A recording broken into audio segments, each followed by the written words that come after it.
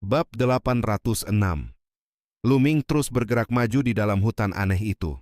Pikirannya berputar cepat saat mencoba memahami tempat yang baru saja ia masuki. Belum lama ia terbang, sebuah raungan keras tiba-tiba meledak dari bawah. Seekor binatang iblis berbentuk harimau hitam melompat keluar dari semak-semak dan langsung menerjangnya. Makhluk itu tidak memiliki bulu. Seluruh tubuhnya tertutup sisik hitam pekat, sedangkan matanya berwarna merah darah. Tidak ada kecerdasan yang tampak pada matanya, hanya keganasan yang liar. Kekuatan makhluk itu setara dengan raja tingkat puncak. Luming melangkah maju tanpa memperlambat gerakan. Sebuah ledakan energi keluar dari tubuhnya dan menghantam harimau iblis tersebut. Makhluk itu langsung terpental keras ke tanah. Batu dan kerikil beterbangan ke segala arah. Luming sama sekali tidak berhenti dan terus melesat ke depan dengan kecepatan penuh. Di belakangnya Wang Hauxian terus mengejar tanpa henti. Namun di dalam hutan ini, kecepatan mereka berdua sangat terhambat. Dari waktu ke waktu binatang iblis ganas muncul dan menyerang mereka, sehingga mereka tidak bisa terbang dengan kecepatan maksimal. Akibatnya kecepatan perjalanan mereka menjadi jauh lebih lambat. Semakin jauh mereka masuk ke dalam hutan, semakin kuat pula makhluk iblis yang muncul. Pada awalnya yang muncul hanyalah binatang iblis tingkat Raja Puncak.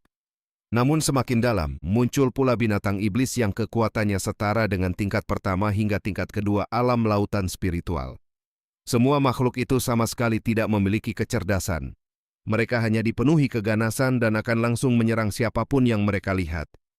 Luming terus melarikan diri sementara Wang Hauxian mengejar di belakangnya. Dalam waktu setengah hari mereka hanya mampu menempuh jarak puluhan ribu mil. Hutan itu tampak tak berujung dan mereka masih berada jauh di dalamnya.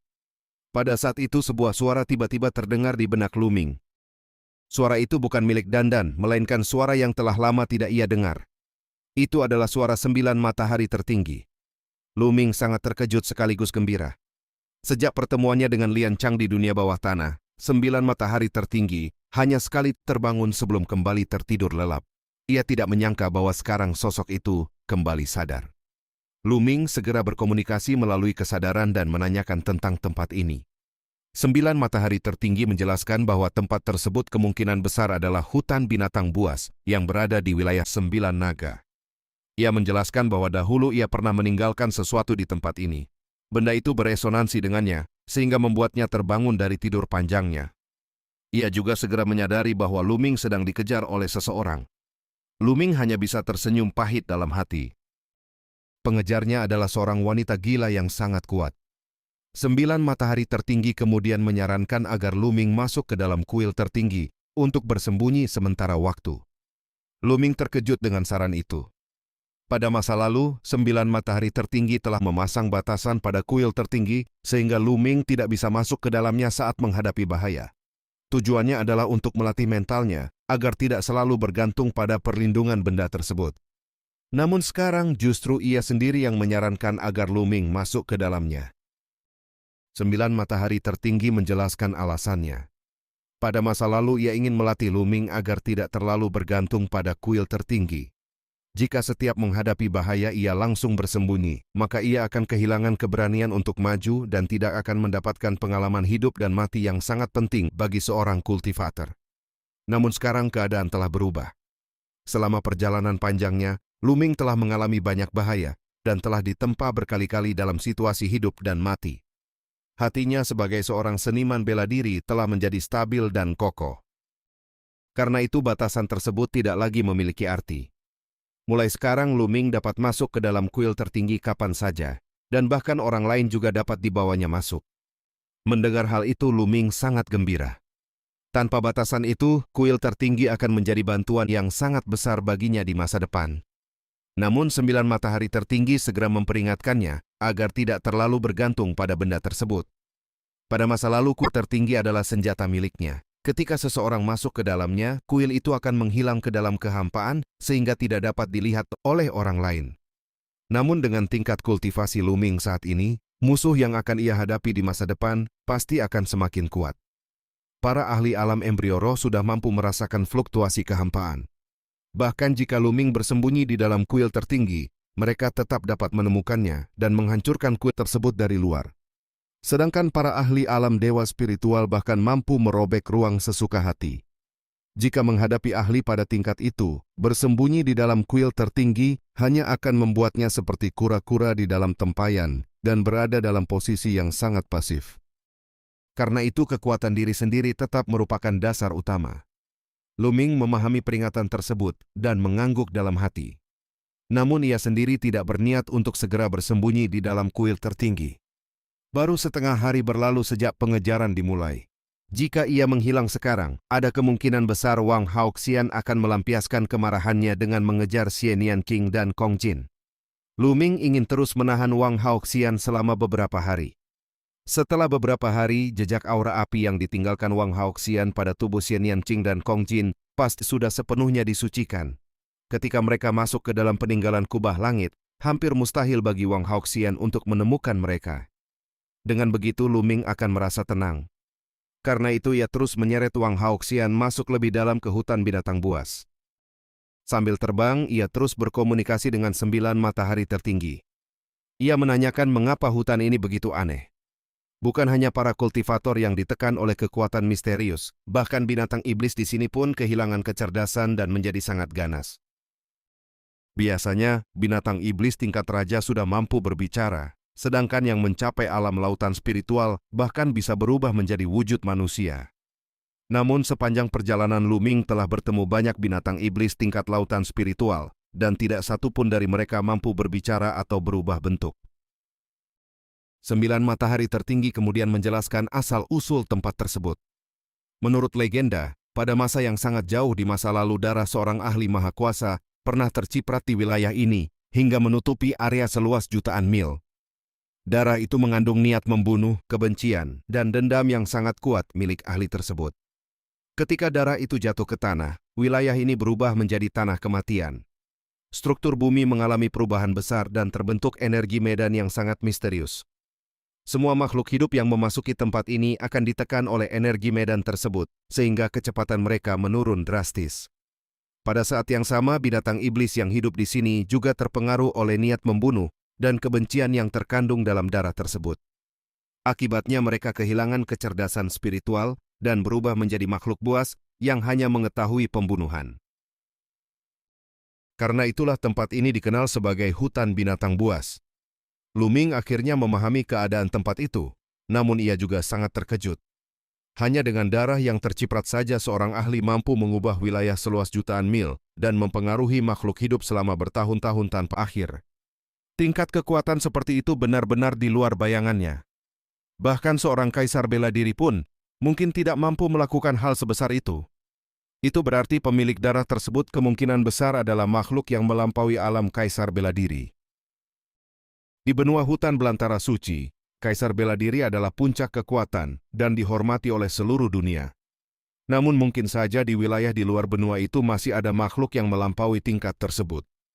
Lu Ming tiba-tiba teringat kepada Qiu Yue. Sangat mungkin gadis itu telah dibawa pergi oleh para ahli yang berasal dari dunia di luar benua hutan belantara suci. Sementara Lu Ming masih tenggelam dalam pikirannya, suara 9 matahari tertinggi kembali terdengar. Pada masa lalu ia pernah membangun sebuah tempat tinggal sementara berupa gua di dalam hutan binatang buas. Di dalam gua itu ia meninggalkan banyak barang. Benda-benda tersebut kemungkinan besar akan sangat membantu Lu Ming. Jantung Lu Ming langsung berdebar kencang. 9 matahari tertinggi adalah seorang tokoh agung yang pernah mencapai puncak alam dewa spiritual dan merupakan ahli terkuat di bawah kaisar bela diri. Hal-hal yang ditinggalkannya tentu bukan benda biasa. Lu Ming tidak bisa menahan rasa antusias dalam hatinya. Bab 807. Setiap ahli besar biasanya memiliki rencana cadangan untuk melarikan diri dari bahaya, dan 9 matahari tertinggi juga tidak terkecuali. Sebelum mengalami kecelakaan besar di masa lalu, ia telah meninggalkan beberapa gua abadi tersembunyi di berbagai tempat. Salah satunya berada di dalam hutan binatang buas. Tempat tinggal gua rahasia ini hanya diketahui oleh 9 matahari tertinggi sendiri. Ia dapat terbangun dari tidurnya karena posisi Lu Ming sudah sangat dekat dengan gua tersebut, sehingga menimbulkan resonansi dengan jejak kekuatannya yang tersisa di sana. 9 matahari tertinggi kemudian memberitahu Lu Ming perkiraan lokasi gua itu. Lu Ming segera membuat rencana dalam hatinya. Ia berniat menunda Wang Haoxian selama beberapa hari lagi sebelum pergi ke gua tersebut. Selama 3 hari berikutnya, Lu Ming tidak masuk lebih dalam ke hutan binatang buas. Ia justru membawa Wang Haoxian berputar-putar di wilayah pinggiran hutan. Selama 3 hari itu, keduanya terus terlibat dalam pengejaran panjang. Kecepatan mereka hampir seimbang.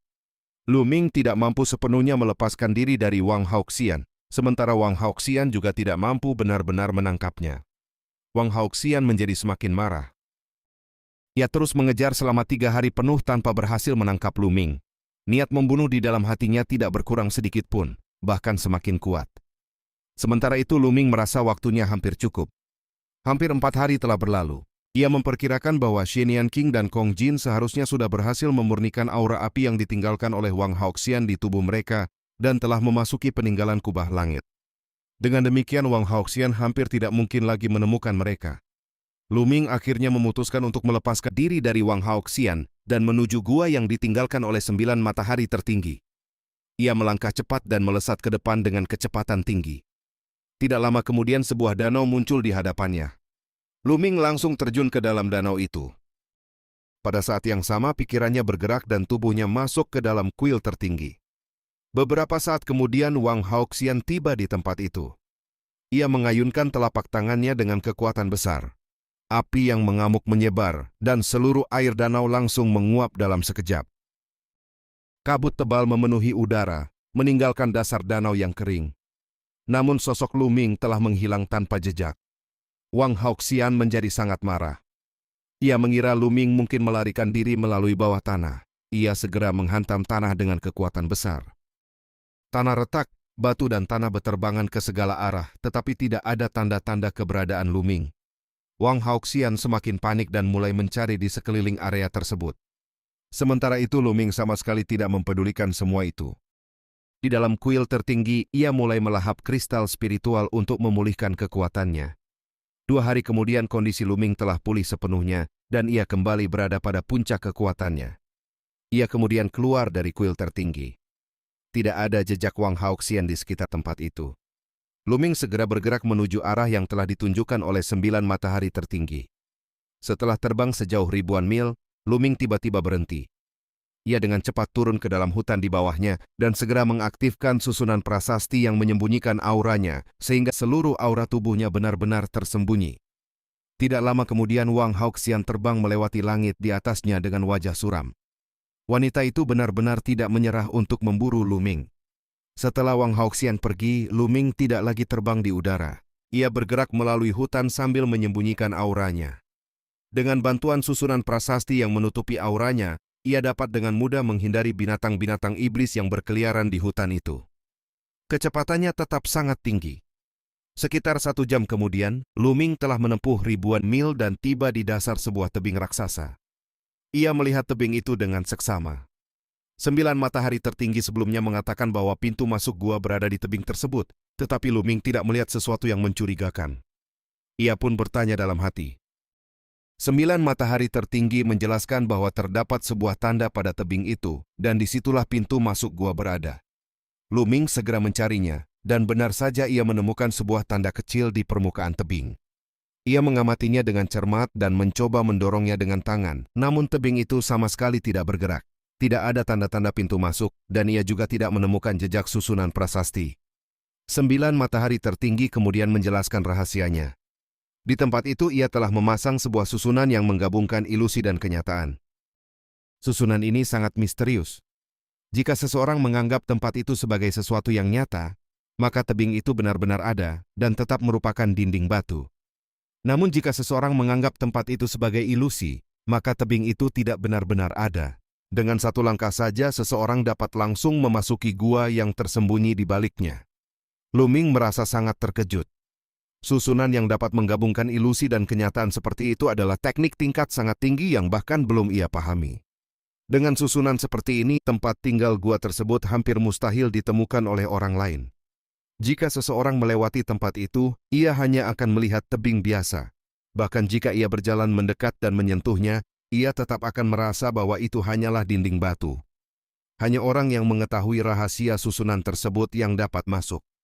Selain itu, susunan yang menggabungkan ilusi dan kenyataan dapat menyatu sempurna dengan lingkungan sekitar, sehingga hampir tidak mungkin merasakan keberadaan susunan prasasti di sana. Luming tersenyum. Ia melangkah maju menuju tebing itu. Saat tubuhnya hampir menabrak dinding batu, tiba-tiba tebing tersebut berubah menjadi kehampaan dan tubuhnya langsung menghilang. Dalam sekejap ia telah memasuki sebuah gua besar. Ukuran gua itu cukup luas, tetapi penataannya sangat sederhana. Di dalamnya hanya terdapat sebuah ranjang batu, sebuah meja batu, dan beberapa kursi batu. Di atas meja batu terdapat sebuah kotak giok. Di dalam kotak itu tersimpan beberapa cincin penyimpanan.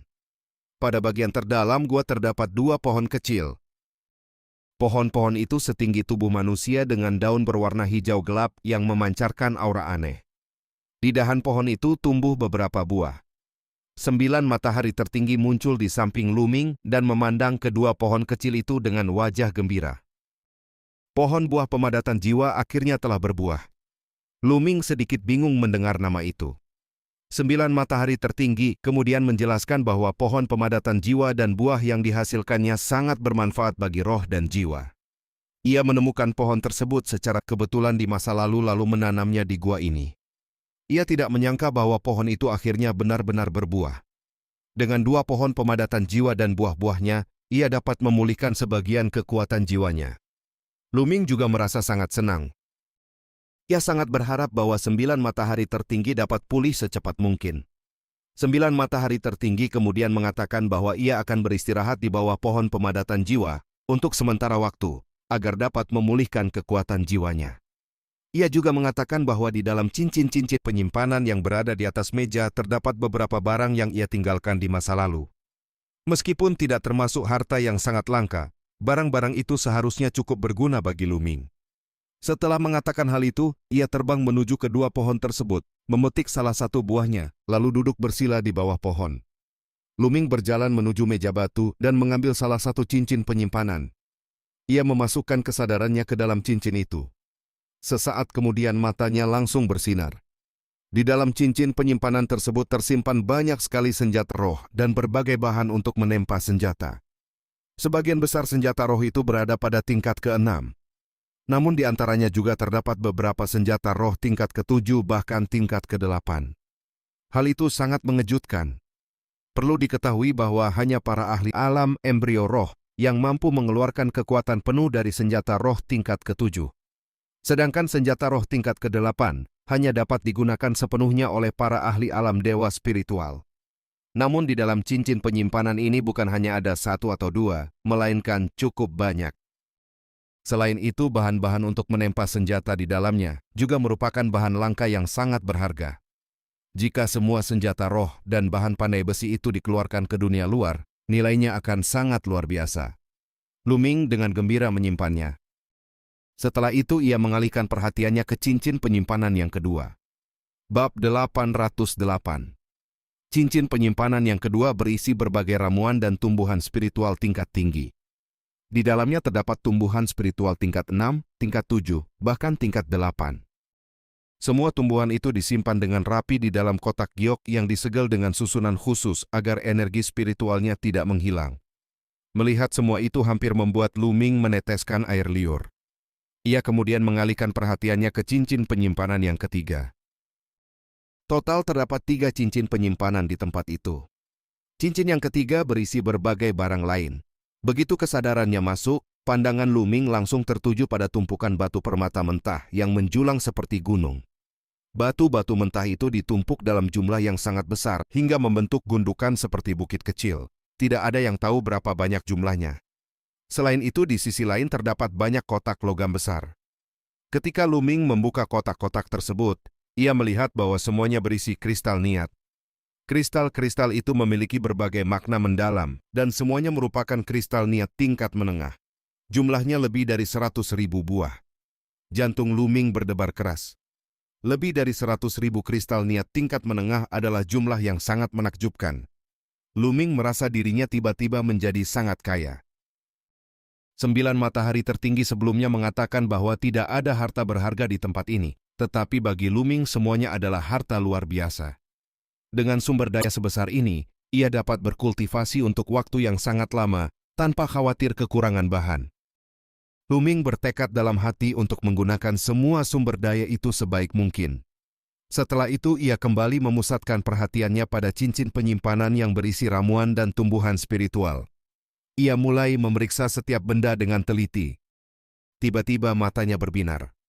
Ia menemukan 2 botol giok besar yang berisi cairan asal purba berkualitas tinggi. Setiap botol berisi 50 kg penuh. Jumlah itu berarti terdapat total 200 kati cairan asal purba yang merupakan cairan spiritual tingkat sangat tinggi untuk melatih tubuh fisik. Selain itu, Luming juga menemukan harta lain yang bahkan lebih berharga. Itu adalah induk mata air roh air. Induk mata air roh air merupakan cairan spiritual yang nilainya bahkan lebih tinggi daripada cairan asal purba tingkat atas. Luming langsung teringat pada pohon kuno pemahaman jalan yang dimilikinya. Cairan ini sangat cocok untuk membantu pertumbuhan pohon tersebut. Dengan sebuah pikiran, pohon kuno pemahaman jalan muncul di tanah. Luming kemudian menuangkan seluruh isi botol induk mata air roh air ke dalam tanah Xuan Huang yang menjadi tempat tumbuh pohon tersebut. Ia sangat menantikan hasilnya. Mungkin dengan bantuan cairan spiritual ini pohon tersebut akan mengalami pertumbuhan yang pesat. Setelah itu, Luming menyimpan kembali pohon kuno pemahaman jalan ke dalam kuil tertinggi dan melanjutkan memeriksa isi cincin penyimpanan. Ia melihat berbagai tumbuhan spiritual satu persatu. Buah teratai hijau, bunga simpul ular, rumput yin gelap, dan banyak lagi tumbuhan langka lainnya. Ketika melihat rumput yin gelap, mata Luming tiba-tiba bersinar. Ia segera mengambil sebuah kotak giok yang berisi tumbuhan tersebut. Rumput yin gelap adalah bahan utama untuk membuat bubuk yin gelap.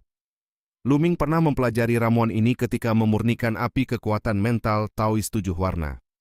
Bubuk yin gelap adalah obat khusus yang digunakan untuk menghadapi wanita. Selama seorang wanita menghirup sedikit saja bubuk ini, tubuhnya akan langsung melemah dan energi sejatinya tidak dapat digunakan. Dalam keadaan seperti itu, ia akan kehilangan kemampuan bertarung sepenuhnya. Pada awalnya, Luming tidak terlalu tertarik dengan ramuan seperti ini. Namun saat melihat rumput yin gelap, ia langsung teringat pada Wang Haoxian yang terus memburunya. Karena wanita itu begitu ingin membunuhnya, maka ia akan memberinya sedikit pelajaran dengan bubuk yin gelap. Luming segera memilih beberapa bahan tambahan yang diperlukan dan mulai meramu bubuk tersebut. 2 jam kemudian bubuk yin gelap berhasil disempurnakan. Cahaya dingin melintas di mata Luming. Ia berharap Wang Haoxian masih berada di sekitar tempat ini. Luming kemudian meninggalkan gua tersebut dan muncul kembali di luar tebing. Ia segera terbang ke langit dan mulai mencari jejak Wang Haoxian. Ia berputar-putar di langit selama lebih dari 1 jam. Akhirnya matanya berkilat. Di kejauhan terlihat cahaya api yang bergerak dengan kecepatan tinggi menuju arahnya. Itu adalah Wang Haoxian.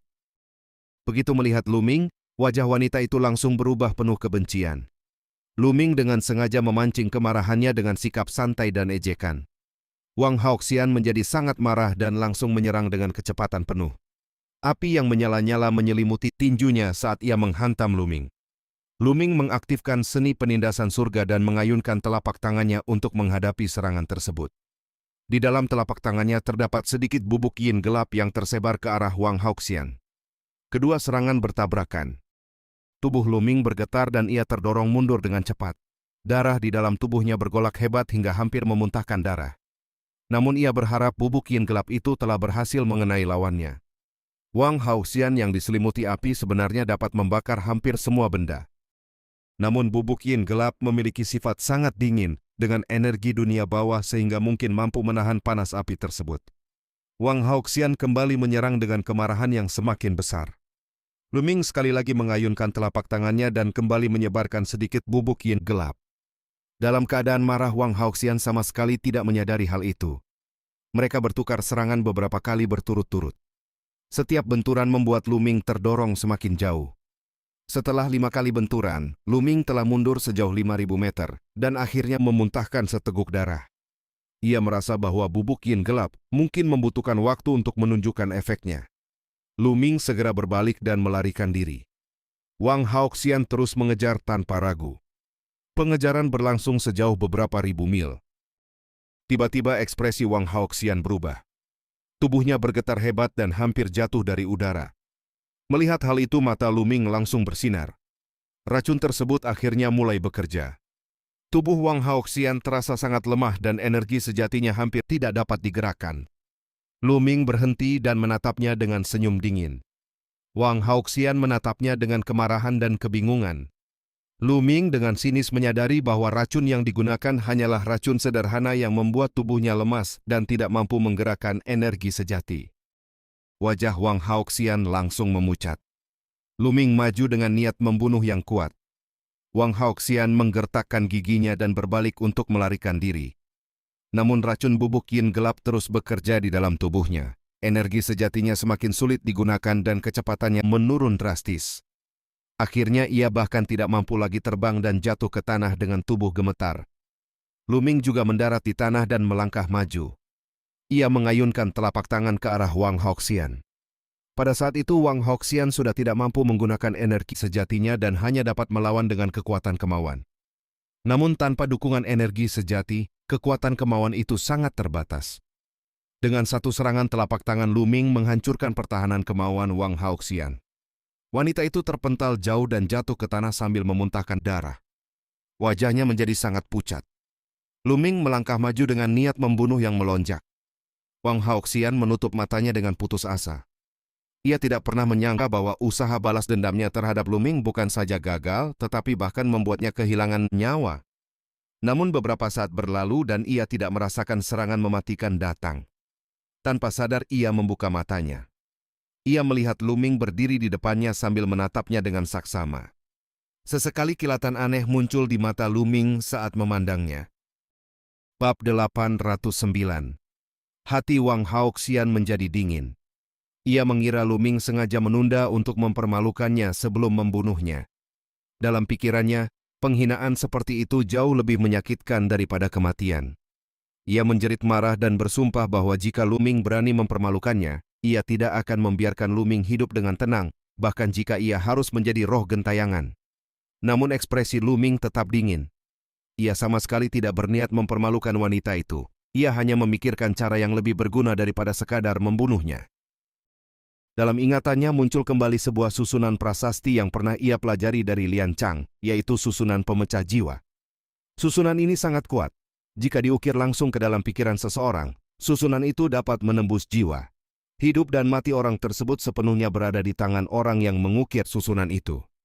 Wang Haoxian adalah seorang jenius luar biasa dengan bakat dan kekuatan tempur yang sangat tinggi. Jika ia dapat mengendalikannya, maka wanita itu akan sangat berguna baginya. Ia dapat memperoleh banyak informasi dan bantuan melalui wanita tersebut. Namun untuk mengukir susunan pemecah jiwa, syaratnya adalah lawan harus benar-benar tidak berdaya. Saat ini Wang Haoxian tidak dapat menggunakan energi sejatinya dan tubuhnya sangat lemah. Inilah kesempatan terbaik. Lu Ming segera bergerak. Jarinya melesat seperti angin dan menekan beberapa titik pada tubuh Wang Haoxian, sehingga tubuhnya sepenuhnya tersegel. Ia tidak hanya kehilangan kemampuan menggunakan energi sejati, tetapi juga tidak dapat menggunakan niat maupun kekuatan mentalnya. Setelah itu Lu Ming mengambil setetes darah Wang Haoxian. Api energi mental biru muncul di ujung jarinya saat ia mulai mengukir simbol-simbol di udara. Wang Haoxian mulai merasa panik. Ia merasakan sesuatu yang aneh perlahan masuk ke dalam pikirannya. Simbol demi simbol muncul dan masuk ke dahinya. Susunan pemecah jiwa sangat rumit dan terdiri dari 18.000 prasasti. Lu Ming memerlukan waktu 1 jam penuh untuk menyelesaikan semuanya. Setelah selesai, ia menghembuskan napas panjang. Wang Haoxian segera menuntut penjelasan dengan suara penuh kemarahan. Lu Ming menjelaskan dengan santai bahwa ia telah mengukir susunan pemecah jiwa ke dalam jiwanya. Susunan itu mengandung api energi mental miliknya. Jika ia menghendakinya, susunan itu dapat langsung merobek jiwa Wang Haoxian dan menjadikannya seorang idiot. Mendengar penjelasan itu wajah Wang Haoxian menjadi semakin pucat. Ia memaki Lu Ming dengan penuh kebencian dan menyebutnya hina serta tak tahu malu. Lu Ming hanya tersenyum tipis.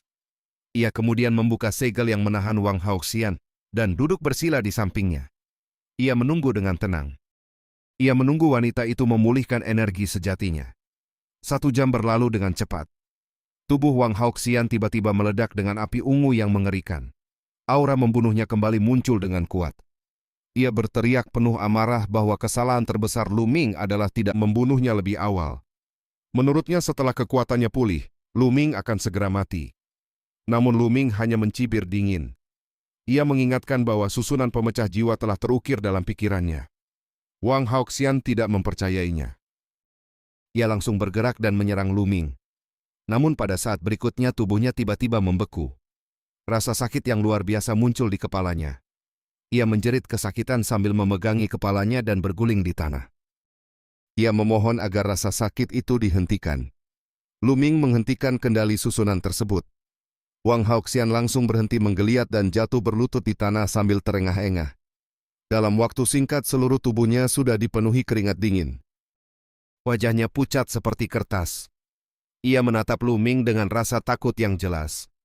Lu Ming menjelaskan bahwa susunan pemecah jiwa sepenuhnya dikendalikan oleh api energi mentalnya. Selama ia menginginkannya, susunan itu akan aktif kapan saja. Ia juga memperingatkan agar Wang Haoxian tidak mencoba meminta bantuan para tetua dari klan Wang untuk menghapus susunan tersebut. Tidak ada orang lain yang dapat menghapusnya selain dirinya. Jika ada yang mencoba menghapusnya secara paksa, susunan itu akan langsung menghancurkan jiwanya dan menjadikannya seorang idiot. Penjelasan itu membuat wajah Wang Haoxian semakin pucat. Dengan putus asa, ia akhirnya bertanya apa yang diinginkan Lu Ming darinya. Jawaban Lu Ming sangat sederhana. Mulai saat itu, Wang Haoxian harus mengikutinya dan menjadi pelayannya. Mendengar kata-kata itu, Wang Haoxian langsung berteriak marah. Ia adalah putri kebanggaan klan Wang dan juga seorang jenius tingkat dewa yang terkenal di wilayah Sembilan Naga. Kecantikannya luar biasa dan bakatnya sangat tinggi. Banyak orang mengaguminya dan menghormatinya. Jika ia terus berkembang, ia memiliki peluang besar untuk mencapai alam dewa spiritual di masa depan. Namun sekarang Lu Ming justru memintanya menjadi pelayan. Baginya itu adalah penghinaan yang jauh lebih buruk daripada kematian. Ia lebih memilih mati daripada menerima hal seperti itu. Lu Ming hanya tersenyum dingin. Ia mengatakan bahwa jika ia menghendakinya, susunan pemecah jiwa dapat langsung mengubah Wang Haoxian menjadi idiot. Setelah itu ia bahkan bisa menjualnya. Bayangkan seorang jenius tingkat dewa seperti Wang Haoxian dijual setelah menjadi idiot. Mendengar itu tubuh Wang Haoxian bergetar hebat. Penghinaan seperti itu jauh lebih menakutkan daripada kematian. Ia menatap Lu Ming dengan rasa takut dan kebencian yang bercampur. Ia ingin membunuhnya secepat mungkin, tetapi ia tidak berani. Ia takut Lu Ming akan mengaktifkan susunan pemecah jiwa sebelum ia sempat menyerang. Lu Ming kemudian menambahkan satu hal lagi. Susunan pemecah jiwa terhubung langsung dengan hidupnya. Jika Lu Ming mati, susunan itu akan meledak secara otomatis dan menghancurkan jiwa Wang Haoxian. Artinya Wang Haoxian bukan hanya tidak boleh membunuhnya, tetapi juga harus melindunginya. Penjelasan itu membuat Wang Haoxian semakin putus asa. Akhirnya ia dengan berat hati menyetujui untuk mengikuti perintah Lu Ming dengan satu syarat. Ia tidak akan menerima perintah yang melanggar harga dirinya atau sesuatu yang tidak dapat ia lakukan. Jika dipaksa, ia lebih memilih bunuh diri. Lu Ming hanya tersenyum. Ia melangkah maju dan mengangkat dagu Wang Haoxian dengan tangannya. Tubuh wanita itu langsung gemetar. Di matanya muncul kebencian dan kemarahan yang hampir membakar seluruh tubuhnya. Ia merasa sangat terhina. Lu Ming adalah orang yang membunuh saudaranya. Ia datang untuk membalas dendam. Namun pada akhirnya ia justru menjadi bawahan orang yang ingin ia bunuh. Tidak hanya harus mengikuti perintahnya, ia bahkan harus melindunginya. Tidak ada nasib yang lebih menyedihkan baginya. Namun Lu Ming justru mundur beberapa langkah sambil tersenyum santai. Ia mengatakan bahwa ia sama sekali tidak tertarik pada wanita itu. Kata-kata santai itu membuat tubuh Wang Haoxian gemetar karena marah. Ia adalah wanita cantik yang selalu dipuja banyak orang. Namun sekarang seseorang justru mengatakan bahwa ia tidak tertarik padanya. Bagi Wang Haoxian itu adalah pukulan besar bagi harga dirinya. Lu Ming kemudian menjelaskan tujuan sebenarnya.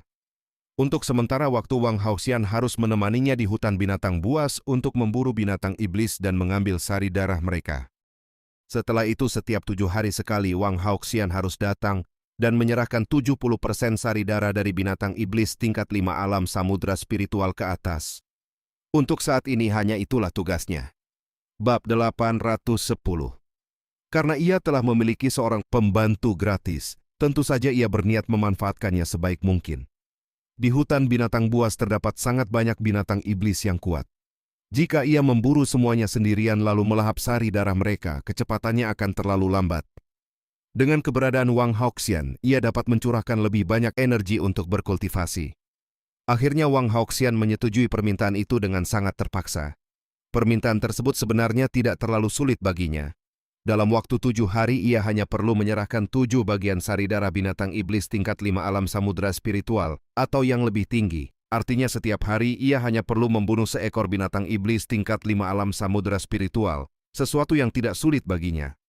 Lu Ming kemudian menetapkan tempat pertemuan mereka dan memperingatkan bahwa jika Wang Haoxian tidak muncul setelah 7 hari, ia akan dianggap mengkhianatinya dan susunan pemisah jiwa akan langsung diaktifkan. Setelah mengatakan itu, sosok Lu Ming melesat pergi meninggalkan tempat tersebut.